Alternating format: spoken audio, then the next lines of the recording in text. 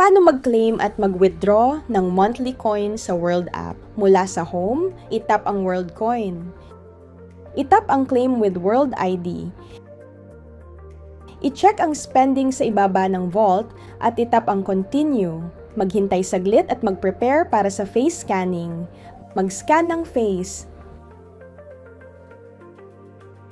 At itap ang confirm. At maghintay saglit hanggang magbago ang status sa claimed. Itap ang continue at itap ulit ang continue.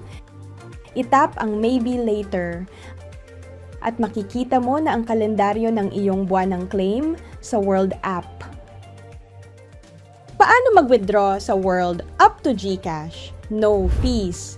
Instant with few easy steps. Mula sa home, itap ang settings sa itaas. Itap ang contacts. Kung wala ka pang mobile number, itap ang phone number. Ilagay ang mobile number na konektado sa iyong GCash account.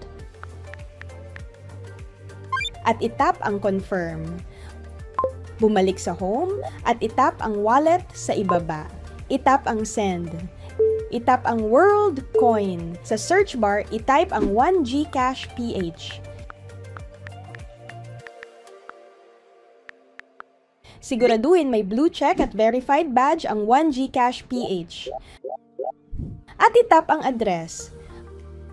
Mag-enter ng amount ng gustong i-withdraw o pindutin ang maximum. At itap ang continue. Pindutin ang confirm, send. Pumunta na sa inyong GCash account at i-check ang balance mo.